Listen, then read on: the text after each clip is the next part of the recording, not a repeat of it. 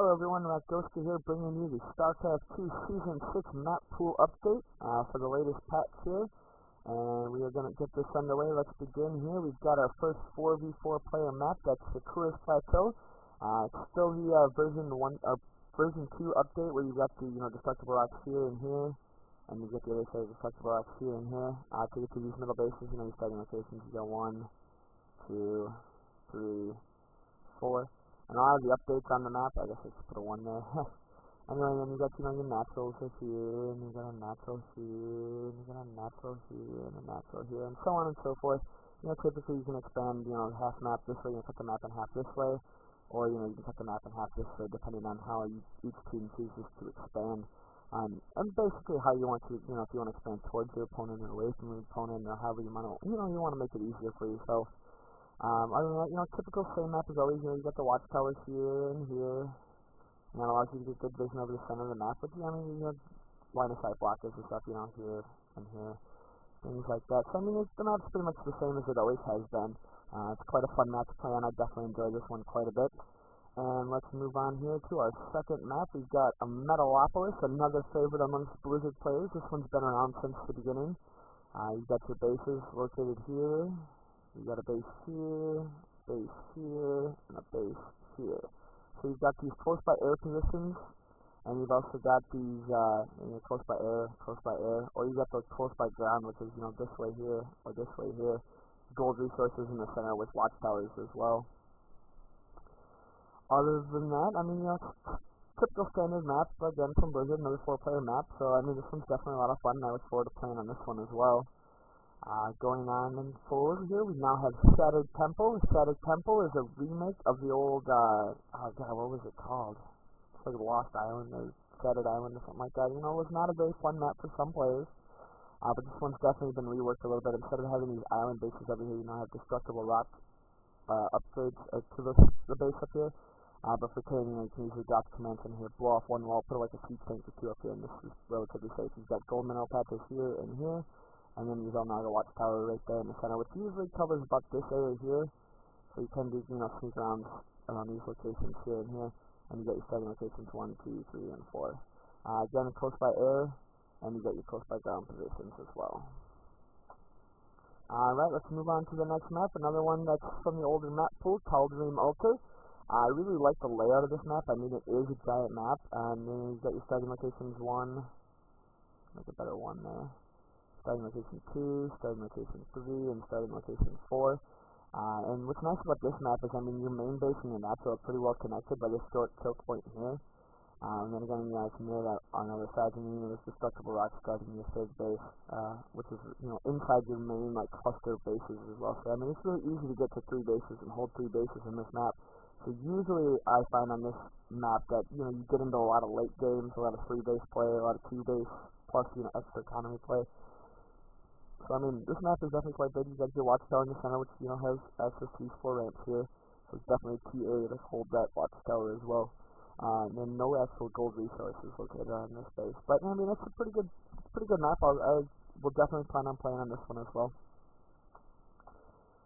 Let's move on to our next map. We have Antigua Shipyard. Now, did take a small hiatus from the game, so I didn't have quite a big opportunity to play on this map. You do have your starting locations, 1, then 2, 3, and 4 with your natural located right outside your base. So really easy to get to. These naturals are protected by a ramp, which is kind of nice, especially for Terran players, which I am. You can kind of siege up on this high ground. It does offer you a little bit of protection, and your third base is actually really close. You can set up defenses here, and actually keep that base pretty well protected. You do have the destructible rocks here you do kind of have to worry about, but if you have most of your army set here, and you have just a couple of small defenses up here, you'll be able to keep this base protected for quite some time, which is fairly nice, and I do like this map quite a bit. You do have the gold resources in the center, along with the Xel'Naga watchtower, which watches pretty much this area right here. So, yeah, I look forward to playing on this map right here. Now let's move on to the last of our 4-player maps. We have Entombed Valley, which we should probably clear off the old overlay from the other map.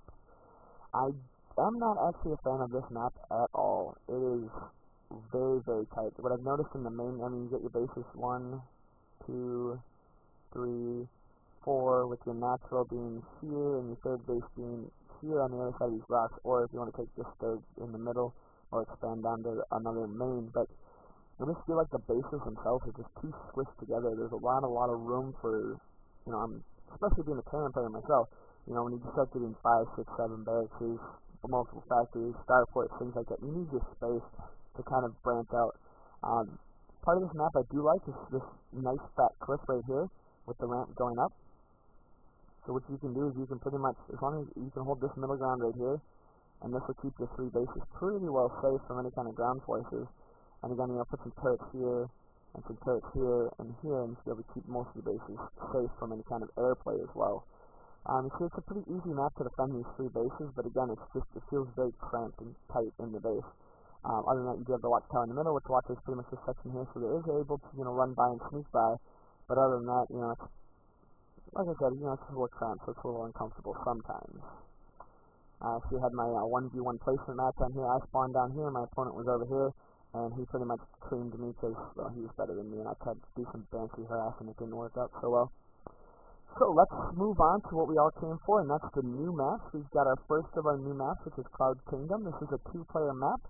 You've got spawn locations of 1 and 2.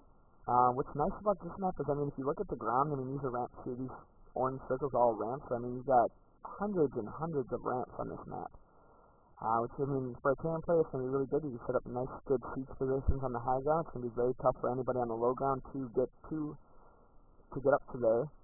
But other than that, if you look at the follow this down, it's just a big S pattern to the bases, which is kind of nifty. But like I said, you can go up and down these ramps, and you get the low ground section down here. There are sets of destructible rocks here, and here, which will slow down any kind of impeding army. They're going to be forced into that small choke point and going up a ramp, so it'll be pretty easy to defend those as well. Other than that, if you are looking at the map, you do have, your first base, your natural. You can take a third base here. You can take 4th base here, 5th base here, or you can take this 4th base if you wanted to, and this 5th base, and then like a 6th base here. But again, if you pretty much cut the map down in half, you got a good 1, 2, 3, 4, 5, 6 options for mineral patches. No high yield expansions on this map, but again, with 6 natural bases and it's actually a smaller map, you should be able to do quite a bit of damage to each other. Terrans, you definitely want to hold this upper ground. Zergs definitely take advantage of all these thousands of different run-bys. Get those Zerglings, keep them in space, do as much damage as possible.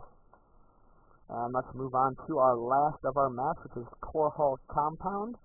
Again, another well-orchestrated map. You've got your 2 Xel'Naga watchtowers here. You've got your first base and your second base, so another 2-player map. Again, your natural sitting right outside your base, but this natural has a nice wide open area, which would be good for Zerg players. They'd be able to put on a lot of pressure to their opponents. What I don't like about this map is your third base, or your proposed third base, is on this lower ground here. So, if your opponent wants to, they can siege up in this area, or they can put Colossi up on this area and can harass this base. And in order to get there, you have to either go up this ramp or up this ramp. And there's a small choke point here as well as here. So it's going to be very hard to break that intense position. So, if you definitely want to put pressure on your opponent, you want to siege up somewhere between this 3rd and 4th base, harass this 3rd base as much as possible, while holding this watchtower here. If you keep your army somewhere in this area, you'll be able to put pressure on your opponent all day and night, and there's not really much they can do about it. All they can really hope to do is try to sneak around and cause some pressure on you. But, realistically, it's going to cause a lot of trouble, a lot of conflict, so, definitely keep an eye on that. The nice thing about both of these 2 maps, though, that at least I watched, is they're very tight to the edge, so it's very easy to protect against air on these maps. However, though, you could just do a drop right here and then run it into the main, or, you could drop somewhere like, you could fly over and drop in the natural, drop in the 3rd, or, easily drop in the 4th, and causing pressure to your opponents. Well, I hope you like this map tutorial video. Please stay tuned for more videos, and I'll catch you guys later.